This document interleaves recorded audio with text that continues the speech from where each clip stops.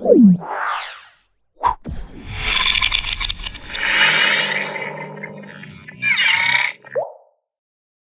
Hello నమస్తే, welcome back to our channel. ఈరోజు మనతో ఉన్నారు లైఫ్ కోచ్ శారదా గారు. మ్యామ్తో మాట్లాడదాం.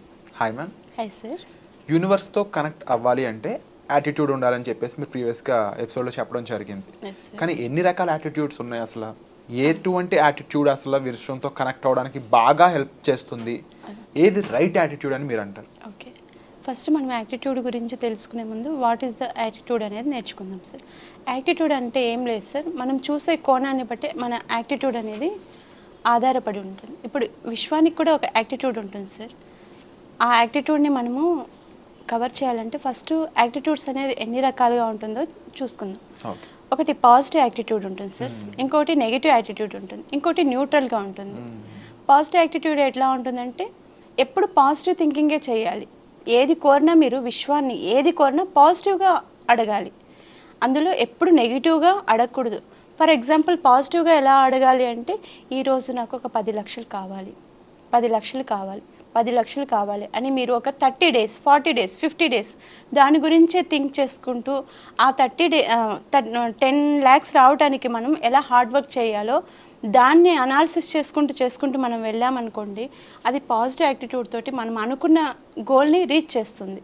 పాజిటివ్ మెంటాలిటీ ఎప్పుడు మనకి బెనిఫిట్స్ ఉంటాయి సార్. ఎలా అంటే ఏది చూసినా పాజిటివ్ తీసుకోవాలి, ఏది చూసినా విశ్వం ఇచ్చినా పాజిటివ్గానే తీసుకోవాలి, ఇవ్వకపోయినా పాజిటివ్గానే తీసుకోవాలి. మళ్ళీ దాంట్లో నెగిటివ్ ఎత్తుక్కోకూడదు. నాకు ఇవ్వలేదంటే అది ఇవ్వదు.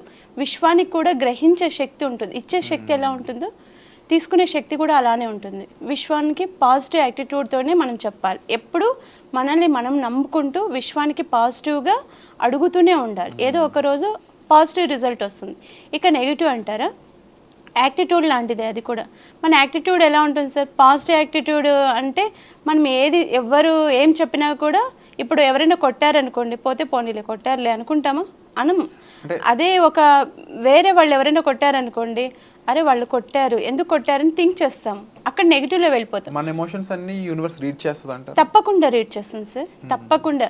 మీరు ఇప్పుడు ఏడుస్తారు, బాధపడతారు, యూనివర్స్ వింటుంది.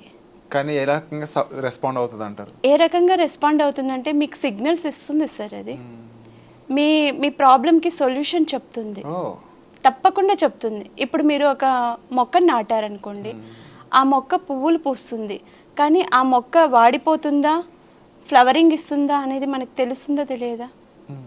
మనం చూస్తున్నామా? అలానే విశ్వం కూడా మనకి ఏం కావాలంటే అది ఇస్తుంది. మనం దాన్ని టేస్ట్ చేయొచ్చు సార్. ఇప్పుడు మీరు డబ్బు కావాలనుకోండి, ప్రతిరోజు డబ్బు గురించి థింక్ చేస్తారు. ఏటీఎంకి వెళ్తారు, ఏటీఎంలో ఒక టైప్ ఆఫ్ సౌండ్ వస్తుంది. ఎలా వస్తుంది సార్? ఏటీఎం మిషన్ టక టక టక టక సౌండ్ చేస్తుంది. మనం నోట్స్ కూడా ఇలా కౌంట్ చేసేటప్పుడు ఎలా సౌండ్ వస్తుంది. అవే కొత్త నోట్లు అయితే ఇంకా బాగా సౌండ్ వస్తుంది సార్. పాత నోట్లు అంటే మెత్తగా ఉంటాయి కాబట్టి సౌండ్ రాదు. అంటే మనం డబ్బును చూస్తూ కౌంట్ చేస్తున్నప్పుడు దాన్ని ఎంజాయ్ చేస్తున్నాం, ప్లస్ దాన్ని మన మొహం దగ్గర పెట్టుకుంటే ఎంత మంచి స్మెల్ వస్తుంది సార్. డబ్బు స్మెల్ కూడా చాలా బాగుంటుంది, ఫీల్ అవుతాం కదా. అదే ఫీలింగ్ తోటే మనం విశ్వం కూడా మనకి ఇస్తుంది సార్. ఎలా అది కూడా ఫీల్ అవుతుంది, అది ఫీల్ అవుతున్నట్టు మనకి సిమ్టమ్స్ ఇస్తుంది సార్. ఇప్పుడు దారిలో వెళ్తూ సడన్గా మెరాకిల్స్గా డబ్బులు కూడా ఒక్కొక్కసారి దొరుకుతాయి. మరి అది ఎవరిస్తారు?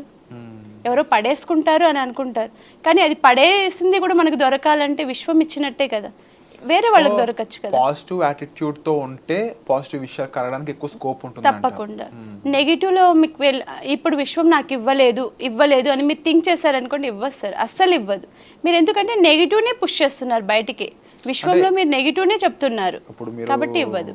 కొన్ని చెప్పిన అంశాల్లో ముఖ్యంగా యాటిట్యూడ్స్ తో పాటు ఎమోషన్స్ అనేవి చాలా మిళితం అయిపోయి ఉన్నాయి. అవును సార్. ఏ రకమైన ఎమోషన్ మనం చూపిస్తున్నాం విశ్వానికి కానీ మనకు జరిగిన సంఘటనలకు కానీ, అసలు ఎన్ని రకాల ఫీలింగ్స్ తో విశ్వానికి కనెక్ట్ అవ్వచ్చు, ఆ ఫీలింగ్స్ ని ఎలా డీల్ చేయాలి, ఎందుకంటే రాంగ్ గా డీల్ చేస్తే రాంగ్ అవుట్పుట్ వచ్చే ఛాన్స్ ఉంది. కాబట్టి రైట్ ఫీలింగ్ ఏంటి, రైట్ ఎమోషన్ ఏంటి, ఎలా మనం సరైన దారిలో వెళ్ళాలంటే, ఇప్పుడు మీకు బాగా బాధ వేసింది అనుకోండి సార్, ఏడ్చేస్తే మీకు ఆ పెయిన్ అంతా తగ్గిపోతుంది కదా.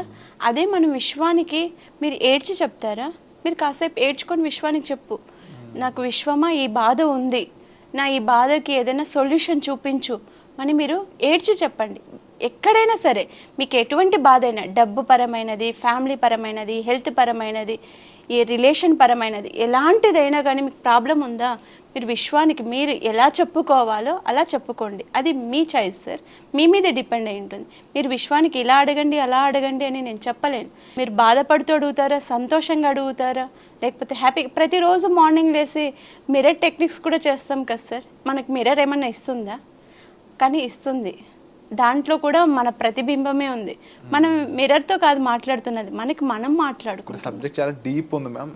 ఒక ఎపిసోడ్ ద్వారా కూడా కంప్లీట్ ఇన్ఫర్మేషన్ ఇవ్వడం అంత ఈజీ కాదు. ఇది వీటికి సంబంధించి ఏదైనా వర్క్షాప్స్ కానీ ప్లాన్ చేస్తున్నారు?